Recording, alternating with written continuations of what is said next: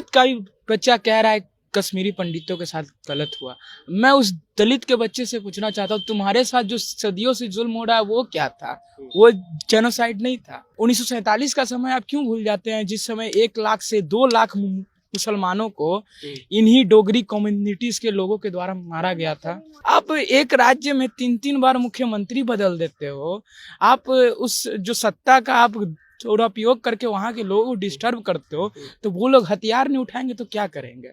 कि किस्मत में अगर परदेश लिखा हो तो वतन को क्या याद करना, और जहाँ बेदर्द हाकिम हो वहाँ फरियाद क्या करना। फिल्म बनाने वाले ब्राह्मणवादी सोच के लोग हैं, एक्टिंग करने वाले ब्राह्मणवादी सोच के लोग हैं, तो वो क्या दलितों पे फिल्म बनाएंगे? आप साउथ में जाइए, वहाँ बनती है, जय भीम फिल्म बनती है। हम देखेंगे, लाजिम है कि हम भी देखेंगे, हम देखेंगे वो दिन के जिसका वादा है, जो लौहे अजल में लिखा है। हम देखेंगे जब जुल्म सितम के कोहे गरा रूई के तरह उड़ जाएंगे, हम देखेंगे। भागलपुर में जो हजारों की संख्या में मुसलमान और पिछड़े जाति के लोग मार दिए गए और सारी सिल्क इंडस्ट्री को तबाह कर दिया गया, और यहाँ तक कि उनके लाशों को गोभी के पत्तों से तोप दिया गया, ये कितना हॉरिफिक था? वो जेनोसाइड नहीं था? उसके कारण पूरा बिहार का इंडस्ट्रियल सेक्टर बर्बाद हो गया, लोग इधर से उधर माइग्रेट होने लगे अपने काम के लिए। वो जेनोसाइड नहीं। आज भी लाखों की तादाद में सारे बिहारी विस्थापित हैं, उन पर क्यों नहीं बोलता है मीडिया? उन पर क्यों नहीं फिल्म बनता है? इस फिल्म को पूरी तरह से एक धार्मिक एंगल दे दिया गया है, आरएसएस के द्वारा ये पूरी तरह सुनियोजित एंगल दे दिया गया है। आप जिस तरह से कश्मीर फाइल बना रहे हो, आप गोधरा फाइल्स भी बनाओ, भागलपुर फाइल्स बनाओ, बस्तर फाइल्स बनाओ, वो भी बनाओ। जो मामला कोर्ट में चल रहा है कि जेएनयू में वो नारे लगे थे कि नहीं, और उस नारे को किसने लगाया, आज तक वो मतलब साबित नहीं हो सका। और आपने कैसे साबित कर लिया कि उन्होंने ही लगाया है? अच्छा, ये फिल्म में हाँ, साफ साफ दिखा। जंगलों से आदिवासियों को निकाल के बाहर बिक दिया गया। ये कहाँ का न्याय था? वो उनके घर से आपने निकाल, आज भी वो देश में रेफ्यूजी बन के रह रहे हैं वो सब भी। आज उनको आप नक्सलवादी कहते हो, जब वो अपने हकों के लिए हथियार उठा लिए। अब उन कश्मीरी पंडितों ने भी जब अपने हकों के लिए हथियार उठाया, तो आप उनको कहने लगे संघर्ष समिति है कश्मीरी पंडितों का, उसको आप जस्टिफाई कर देते हो। लेकिन यही सरकार 1933 में जब आम चुनाव होता है, यही all India Hindu Mahasabha, all India Muslim league के साथ गठबंधन करके चुनाव लड़ती है। क्या उस समय आपको नहीं मालूम था कि मुसलमान देश के लिए इतना खतरा साबित होगा? पूछते हैं कि क्या ये सच बात है कि इस्लाम का उदय भारत की तलवार की नोक पे हुआ? तो वो कहते हैं कि ये जो बात कहते हैं वो सबसे बेवकूफ है। सच बात तो ये है कि जब मंदिर के दरवाजे उन लोगों के लिए बंद थे तो मस्जिद के दरवाजे खुले हुए थे। नमस्कार, जनता जंक्शन में आपका स्वागत है। मैं हूं पंकज। हाल फिलहाल में द कश्मीर फाइल्स एक मूवी रिलीज हुई है और इस पर जो है भारत में विवाद छिड़ चुका है। भारत में कई जो राजनीतिक पार्टी हैं और सामाजिक संगठन है, दोनों दो धड़े में बढ़ चुके हैं। इसी मुद्दे पर बात करेंगे। हमारे साथ में अमन लाल छात्र हैं और इस पर मुद्दे पर बात करेंगे। अमन लाल जी, आपका बहुत बहुत स्वागत है। हाँ, बहुत बहुत शुक्रिया मुझे अपने न्यूज में बोलने का मौका देने के लिए। अच्छा, ये बताइए, ये जो द कश्मीर फाइल्स बनी है, इसका थोड़ा सा हमको रिव्यू बता दीजिए सर। रिव्यू क्या है इसका? देखिए, हम देखने गए थे तो इसलिए हम रिव्यू बता सकते हैं। 18 तारीख को मैंने ये मूवी देखा, ये 11 तारीख को रिलीज हुआ था। पहले दिन तो टिकट नहीं मिल पाया, लेकिन दूसरे दिन ऑफलाइन में हमको मिल गया सबसे पीछे की सीट। C18 था। इतना मैं बता देता हूँ क्योंकि कुछ कहेंगे कि आप झूठ बात बोल रहे हैं। अच्छा, फिल्म तो अच्छी है। हाँ, ये सच है कि कश्मीरी पंडितों के साथ जुल्म हुआ है, लेकिन जुल्म क्यों हुआ ये नहीं बताया गया है। इस फिल्म को पूरी तरह से एक धार्मिक एंगल दे दिया गया है। आरएसएस के द्वारा ये पूरी तरह सुनियोजित एंगल दे दिया गया है। लेकिन मैं पूछना चाहता हूँ कि उनको विस्थापित होने की क्या कारण थे इसके पीछे, और कौन लोगों के कारण हुए? मैं पूछता हूँ उस समय की जो राजनीतिक इंस्टीट्यूशंस थे, जो सिस्टम था, वो क्या कर रहा था, और उस समय की सरकार क्या कर रही थी। मैं पूछना चाहता हूँ, जम्मू कश्मीर में उस समय राजनीतिक स्थिरता थी, उसके कारण से जम्मू कश्मीर के कश्मीरी पंडितों को पलायन होना पड़ा। हाँ। लेकिन अब हमें इस बात को समझना होगा कि सिर्फ और सिर्फ इस देश में कश्मीरी पंडितों के साथ जेनोसाइड नहीं हुआ है। और कश्मीर में खास करने 1947 का समय आप क्यों भूल जाते हैं, जिस समय 1 लाख से 2 लाख मुसलमानों को इन्हीं डोगरी कम्युनिटीज के लोगों के द्वारा मारा गया था। ये आप कब भूल गए? ये क्यों भूल जाते हैं लोग? सिर्फ आज की जो सरकार है बस एक पक्ष को ही दिखाने को क्यों तैयार है? यानी कहीं ना कहीं ये राजनीतिक कारण आपको लगता है? हाँ, राजनीतिक कारण है। हम इससे कहीं खपा नहीं है कि उनके साथ जुल्म नहीं हुआ, लेकिन जुल्म हुआ तो उसके पीछे के कारण कौन थे? आप एक राज्य में 3-3 बार मुख्यमंत्री बदल देते हो, आप उस जो सत्ता का आप दुरुपयोग करके वहां के लोगों को डिस्टर्ब करते हो, तो वो लोग हथियार नहीं उठाएंगे तो क्या करेंगे? और दूसरी बात कश्मीरी पंडितों की, कश्मीरी पंडित को तो पहले सोचना चाहिए कि उनका देश में कैसे विलय हुआ, कैसे वो आजाद हुए, उन पे सोचना चाहिए। और वो जो 370 को मामले का हटाने की बात करते हैं, वो तो उनका उन्हीं का सिग्नेचर पाला हुआ था। उनके राजा कहते थे कि हम एक आजाद मुल्क रहेंगे, लेकिन जब पाकिस्तान ने उधर से हमला कर दिया तो इंडिया के पास आ गए कि हमें अपने में विलय कर लीजिए, हमारे जब शांत हो जाएंगे तो यहाँ आप जो हमारी जनता है वो इस बात का फैसला करेगी। लेकिन ना पाकिस्तान ऐसा करता है, ना इंडिया ऐसा करता है, और वहाँ के लोगों को ऐसा आतंकित होना पड़ता है। इसमें तो फायदा इंडियन गवर्नमेंट और पाकिस्तानी गवर्नमेंट उठाई है, और इसका फुगाजा इसका जो भुगतान है वो किसको भुगतना पड़ा ये भी मालूम है। वो भुगतना पड़ा कश्मीरी पंडितों को और कश्मीरी मुसलमानों को। सिर्फ एक तरफ की दुखों को मत देखिए, आज भारत में बहुत जगह है, आप छत्तीसगढ़ के बस्तर के इलाकों को देख लीजिए ना, वहां से जंगलों से आदिवासियों को निकाल के बाहर बिक दिया गया। ये कहाँ का न्याय था? वो उनके घर से आपने निकाल, आज भी वो देश में रेफ्यूजी बन के रह रहे हैं वो सब भी। आज उनको आप नक्सलवादी कहते हो, जब वो अपने हकों के लिए हथियार उठा लिए। अब उन कश्मीरी पंडितों ने भी जब अपने हकों के लिए हथियार उठाया तो आप उनको कहने लगे संघर्ष समिति है कश्मीरी पंडितों का, उसको आप जस्टिफाई कर देते हो, लेकिन उनको आप एक तरफ ऐसे करते हो।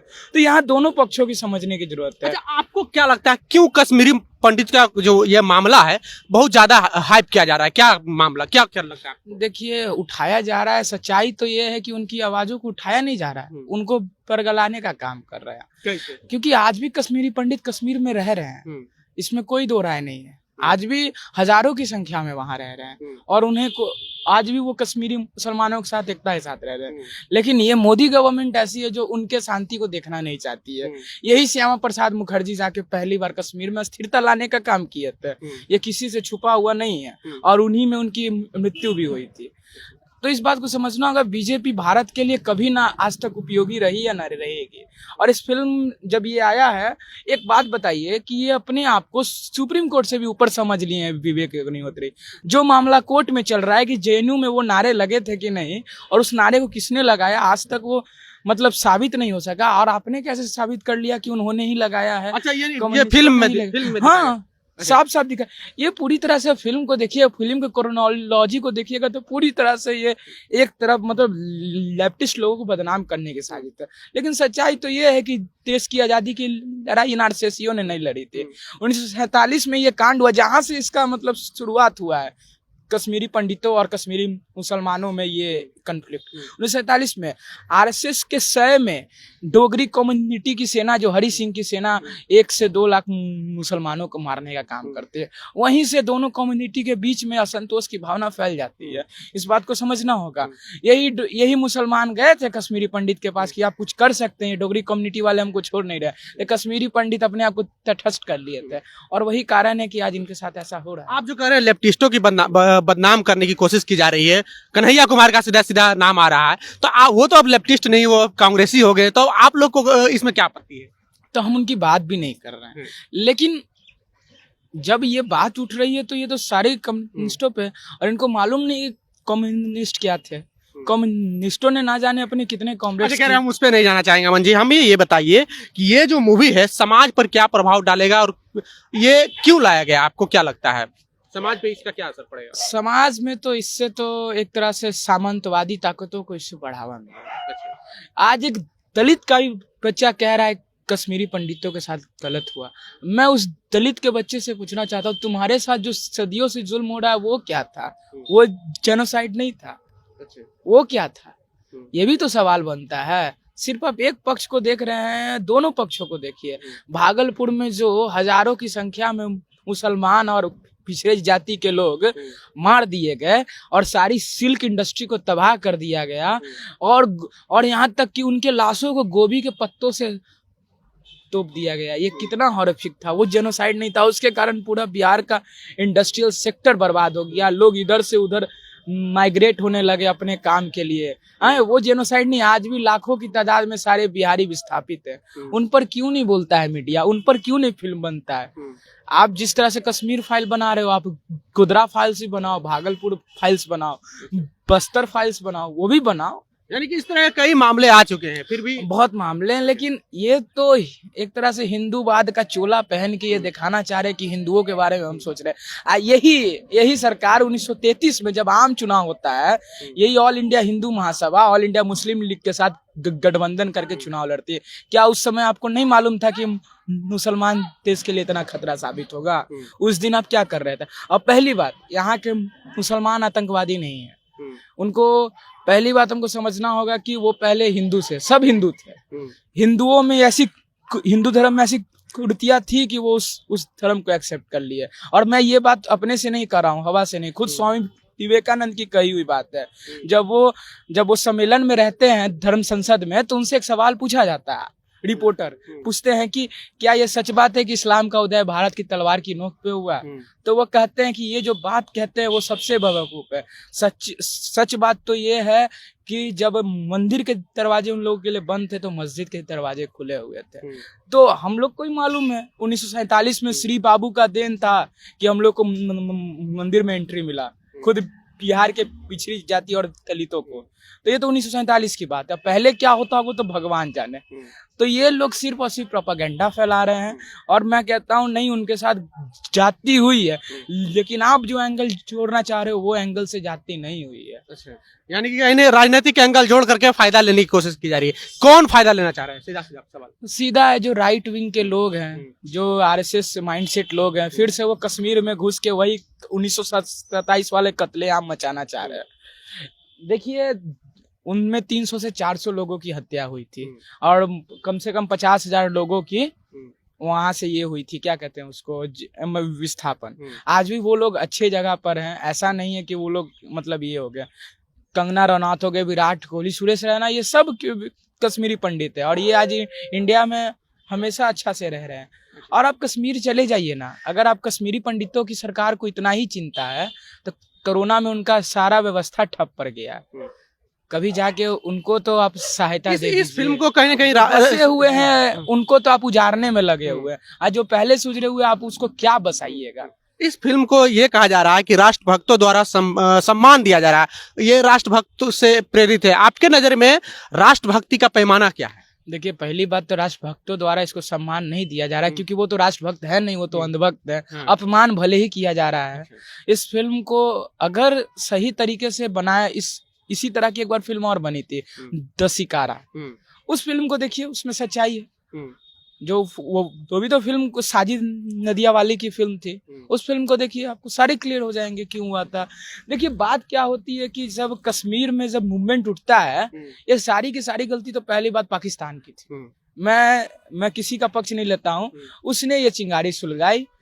जब ये कश्मीरी मुसलमान गए, क्योंकि जो सबसे अमीर वर्ग है पूरे कश्मीर में वो कश्मीरी पंडित था, और इस आंदोलन को लीड वही कर सकता था क्योंकि आंदोलन करने में पैसा खर्च होता है। उन्होंने ये कहने से इनकार कर दिया। और भारत सरकार ने और पाकिस्तान सरकार ने तो ये कहा था कि हम कश्मीर का मुद्दा सुलझाएंगे जनमत संग्रह के द्वारा, लेकिन दोनों सरकारों ने ये रिफ्यूज कर दिया और उसी एक कारण हुआ कि कश्मीर जलने लगा। आप ये तो किसी से छुपी हुई बात नहीं है, और इसी का कारण है कि वहां पर आज तक अशांति फैली हुई है। और उसी के कारण वही जो हमारे कश्मीरी पंडित को विस्थापन होना पड़ा, इसके लिए सबसे बड़ी जिम्मेदार उस समय की वीपी सिंह की सरकार थी, राजीव गांधी की सरकार थी, और उस समय का राज्यपाल जगमोहन था, जो वहां पर चाहता तो उस समय राष्ट्रपति शासन था, इस बात को भी याद रखना पड़ेगा। वहां पे राज्यपाल को पूरा पावर था, ये नहीं कि फारूक अब्दुल्ला आपको ये मतलब खींच रहे थे कि नहीं करना है आपको ऐसा। आपके पास हाथ में पावर थी, आप चाहते तो 1 मिनट में शांत करवा देते हैं। अच्छा, ये बताइए, अभी जीतन राम मांझी जो कि बिहार के पूर्व मुख्यमंत्री हैं, वो उन्होंने कहा है कि दलितों और पिछड़ों पर, खास आदिवासियों पर बहुत अत्याचार हुआ है, उस पर क्यों नहीं फिल्म बनती है? इन पर आपकी क्या प्रतिक्रिया है? तो भैया, फिल्म बनाने वाले ब्राह्मणवादी सोच के लोग हैं, एक्टिंग करने वाले ब्राह्मणवादी सोच के लोग हैं, तो वो क्या दलितों पे फिल्म बनाएंगे। आप साउथ में जाइए, वहां बनती है जय भीम फिल्म बनती है, ये तो आप जाके देखिए फिल्म बनती है, लेकिन इनमें उतनी कुव्वत नहीं है कि ये सब फिल्म बना सके, क्योंकि इन्होंने ही वैसा किया है, तो आप क्या एक्सपेक्ट कर सकते हैं। अच्छा अमन जी, आखिरी में कुछ सुना दीजिए, आपके गले से कुछ सुनने का मन कर रहा। उस फिल्म में गाना गाया गया है कि हम देखेंगे, जो फैज अहमद फैज साहब की नज्म है, तो उसी की 2 लाइनें मैं पेश करूंगा।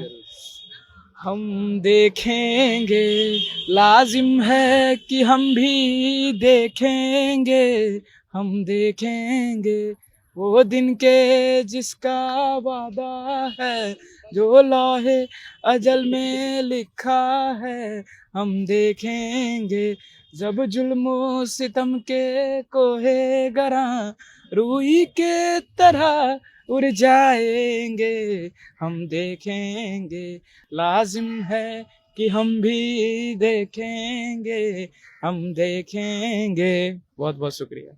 एक आख शायर नहीं सुना दीजिएगा कोई बढ़िया वाला, जिससे राष्ट्रभक्त जाग जाए। आपको माइग्रेशन पे से बता देते हैं कि किस्मत में अगर परदेश लिखा हो तो वतन को क्या याद करना, और जहाँ बेदर्द हाकिम हो वहाँ फरियाद क्या करना। देखिए तो ये अमन लाल जो है, आपको हमारी और इनकी बातचीत कैसी लगी, आप अपनी प्रतिक्रिया कमेंट बॉक्स में जरूर दें। अगर आप यूट्यूब चैनल पे देख रहे हैं तो चैनल को सब्सक्राइब कर लें, फेसबुक पेज पे देख रहे हैं तो पेज को लाइक कर लें। मिलते हैं अगले वीडियो में, बहुत बहुत धन्यवाद।